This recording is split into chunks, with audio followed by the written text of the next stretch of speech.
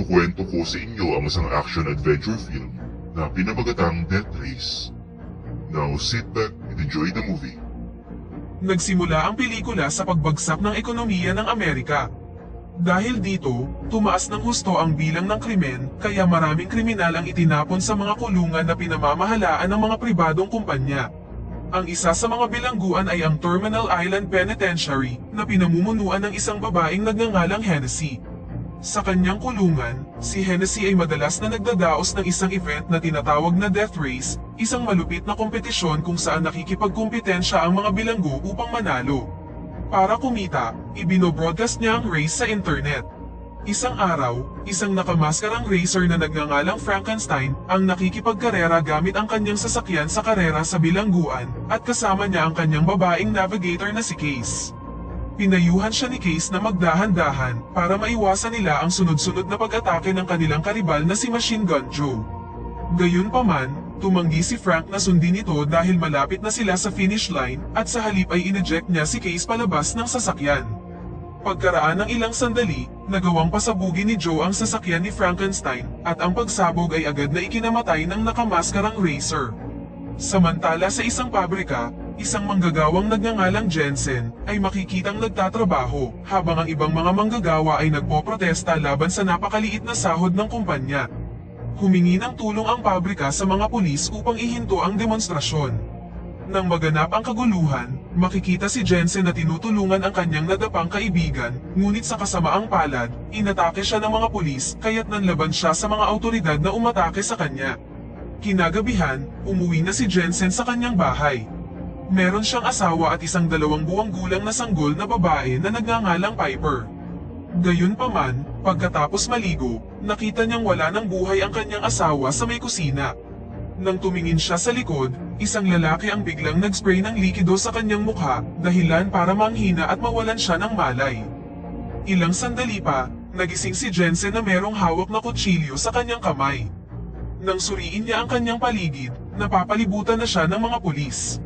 Agad na inaresto si Jensen at dinala sa police station. Sa panahon ng paglilitis, sinentensyahan si Jensen ng habang buhay na pagkakakulong, habang si Piper naman ay inilagay sa bahay ampunan. Pagkalipas ng 6 na buwan, ipinadala si Jensen sa Terminal Island Penitentiary. Pagkarating niya doon, kinunan siya ng litrato ng mga opisyal at dinala sa seldang meron ng ilang preso. Nang walang sinasayang na oras, agad siyang inatake ng mga bilanggo nang makaalis na sa selda ang mga opisyal ng bilangguan. Nang bumalik ang opisyal upang suriin ang sitwasyon, nagulat siya nang makitang maayos si Jensen, habang ang kanyang mga kasama naman sa selda ay bugbog sarado ang inabot. Hindi pa dito natapos ang pambubuli kay Jensen, dahil habang siya'y nanananghalian, biglang dinuraan ng isang preso ang kanyang pagkain. Kasunod nito, isa pang bilanggo na nagngangalang Pachenko ang kinutya si Jensen dahil sa pagpatay niya sa sarili niyang asawa. Dahil sa mga narinig, hindi maiiwasan ang isang away sa pagitan ng dalawa. Sa kabutihang palad, nang bumagsak na si Jensen dahil sa maraming suntok na natanggap niya, dumating na ang mga opisyal upang mamagitan at dinala si Jensen upang makipagkita kay Hennessy. Sa kanilang pag-uusap, nabunyag na inalok ni Hennessy si Jensen na lumahok sa death race.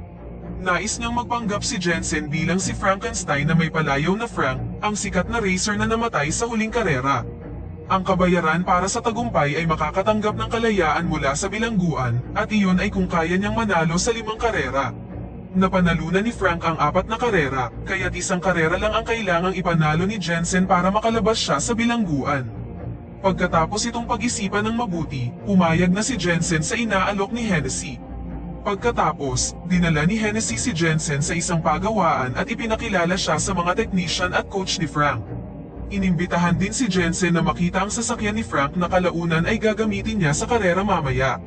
Hindi nagtagal, dinala ng coach si Jensen sa isang open field upang ipakita ang iba pang mga preso na magiging kalaban niya sa karera. Kabilang sa mga kalaban ni Jensen ay si Hector Grimm na kilala sa pangalang Grim Reaper. Si 14K na siyang ika-10 henerasyon ng mafia. Si Pachenko na pumatay ng 9 na katao sa karera. At si Travis Colt ang star ng Death Race. Samantala, ang pumatay kay Frankenstein na si Machine Gun Joe ay lumapit kay Jensen at sa kanyang coach at nagbantang papatayin si Frank sa susunod na karera. Lumalabas na ang akala ni Joe ay kasalukuyang nagpapagamot si Frank sa ospital, ngunit sa katunayan, namatay si Frank sa huling karera. Nang dumating na ang oras ng laban, naglakad si Jensen sa pasilyo ng mga selda habang nakasuot ng maskara at damit ni Frankenstein. Nagagalak at isinisigaw ng mga bilanggo ang pangalan ni Frank dahil ang akala nila ay bumalik na ang alamat ng karera. Bago magsimula ang karera, ipinakilala si Jensen sa kanyang navigator na si Case. Nang matapos ang countdown, nagsimula ng umandar ang mga sasakyan. Noong una, naninibago pa si Jensen sa sasakyang minamaneho niya. Gayunpaman, ginabayan ni Case at ng coach si Jensen kaya mabilis siya ditong nasanay. Sa kalagitnaan ng karera, patuloy na inaatake ni Joe ang sasakyan ni Jensen dahil balak niyang patayin si Frank. Sa karerang ito, ang mga racer ay makakakuha ng 3 features. Ang unang 2 features ay defense at attack features na maaaring magamit kung ang racer ay dumaan sa isang kumikinang na imahe na merong shield at sword symbol. Habang ang huling features na merong imahe ng isang bungo ay gumagana tulad ng isang landmine. Kapag nadaanan ito ng isang racer, ang pangalawang racer na dumaan dito ay mamamatay. Nang inactivate na ni Hennessy ang feature sa race arena, nakikipagkumpetensya ang mga racers upang makuha ang 3 feature para patayin ang isa't isa. Sa gitna ng karera, isang racer ang makikitang dumaan sa skull feature na na-activate na ng isa pang racer. Hindi nagtagal, isang bakal ang lumabas mula sa ilalim ng arena at tumama sa sumunod na racer. Sa kabilang banda, ang ilan sa mga features na dapat natanggap ni Jensen ay hindi gumana sa kanyang sasakyan.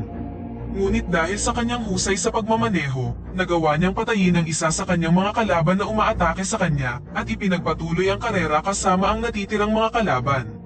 Habang nagmamaneho sa gitna ng racetrack, tumingin si Jensen sa gilid ng kanyang sasakyan kung saan nakita niya din si Pachenko na nagmamaneho sa parehong bilis.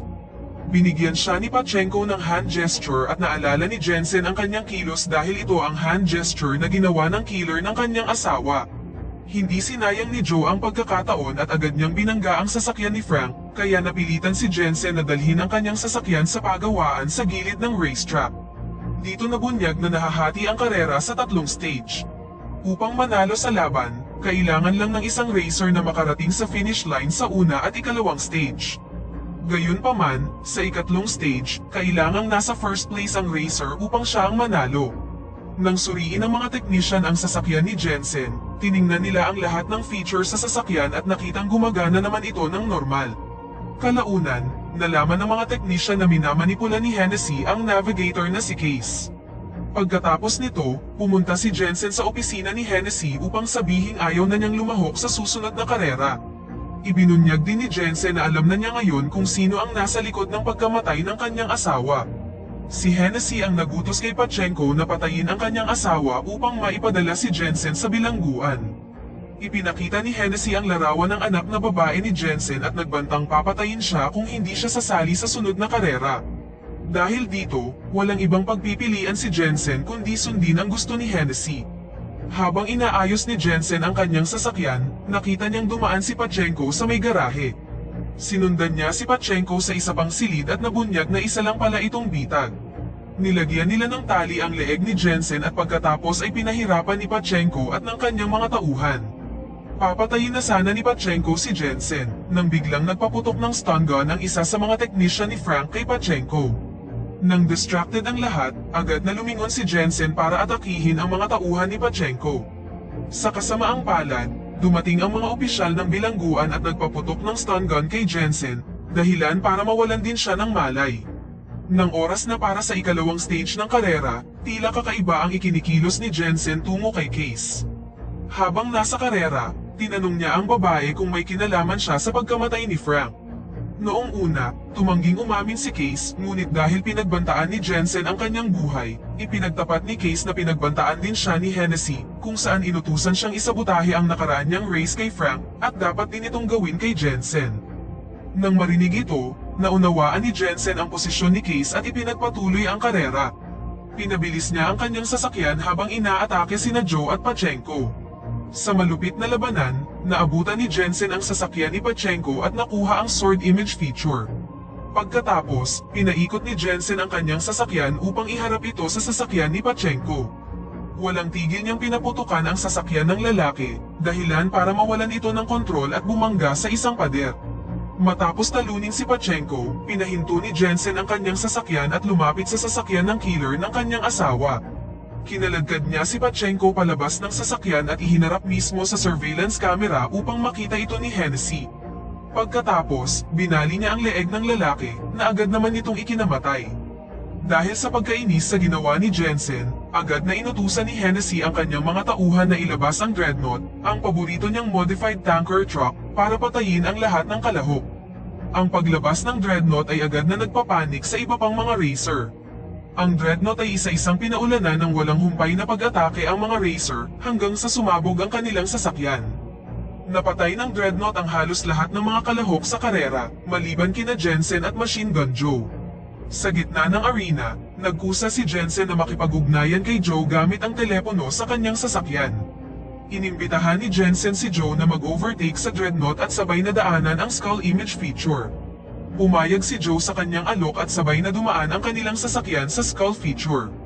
Dumaan din ang Dreadnought sa imahe ng parehong bungo na naglabas ng isang iron bar mula sa ilalim ng racing arena. Sa isang iglap, nasira at tumaob ang Dreadnought nang tumama ito sa iron bar.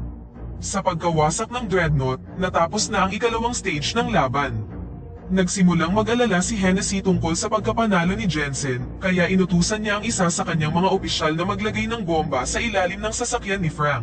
Nang magbigay ng talumpati si Hennessy sa harap ng mga bilanggo, mabilis na ginawa ng opisyal ang utos sa kanya. Maya-maya, ipinakita ng coach ni Jensen ang isang video recording ng karera. Ipinakita niya ang parte na merong manipis na bakod na maaaring gamitin upang makatakas sila sa bilangguan. Sinimula ni Jensen ang kanyang plano para makatakas, kaya pumunta siya kay Joe at sinabi sa kanya ang tungkol sa isang shortcut na maaari nilang gamitin para makalabas ng bilangguan. Isang araw bago magsimula ang karera, binisita ni Hennessy si Jensen sa kanyang selda at ibinigay ang kanyang release letter kung mananalo siya sa laban. Gayunpaman, isa lamang itong panlilinlang dahil alam ni Hennessy na mamamatay si Jensen sa karera. Sa sumunod na araw, ang huling stage ng death race na meron na lang dalawang kalahok na racer ay malapit nang magsimula. Pagkasakay ni Case sa sasakyan ni Jensen, nakita niya ang maraming pagbabago sa sasakyan ni Frankenstein. Iginiit ni Case na tutulungan niya si Jensen para manalo siya sa laban at hindi na niya susundin ang utos ni Hennessy. Nang magsimula na ang karera, mabilis na minaneho ni Jensen at Joe ang kanilang sasakyan sa loob ng racetrack. Sa huling karerang ito, pinapagana lang ni Hennessy ang mga features para kay Joe, ngunit hindi para kay Jensen upang si Joe lang ang makakaatake sa karera.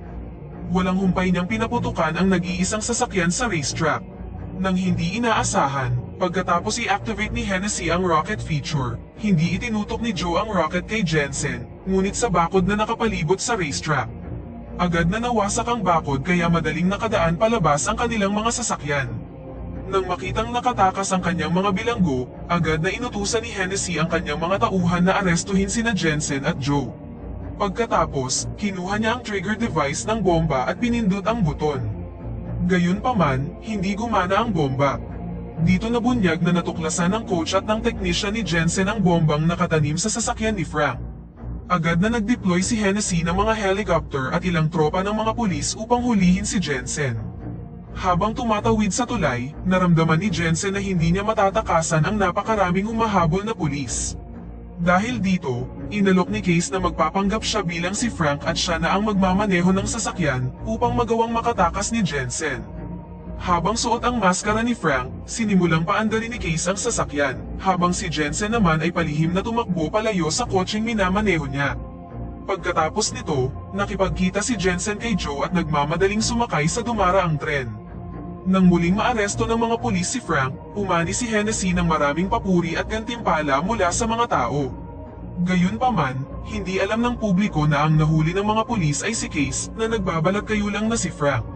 Hindi rin ito alam ni Hennessy at siya ngayon ay abala sa pagbubukas ng mga regalo sa kanyang opisina. Gayunpaman, ang laman ng box ay ang bombang ipinalagay niya sa sasakyan ni Jensen. Nang magberde ang ilaw ng bomba, agad itong sumabog na ikinamatay ni Hennessy at ng kanyang mga tauhan sa opisina. Nabunyag na hindi tagalabas ng bilangguan ang nagpadala ng bomba, kundi ang coach na may sama ng loob sa karumal-dumal na ugali ni Hennessy. Makalipas ang 6 na buwan, pagkatapos nilang makatakas mula sa bilangguan, nagbukas sina Jensen at Joe ng isang auto shop sa Miami. Isang hapon, nakita nila ang isang mabilis na sasakyan na patungo sa kanilang pagawaan. Lumalabas na ang nagmamaneho ng sasakyan ay ang navigator na si Case na nakalaya na rin sa kulungan. Siya na ang tumayong pangalawang ina ni Piper at nagkaroon ng maganda at tahimik na buhay kasama sina Joe at Jensen, at dito na nagtatapos ang pelikula.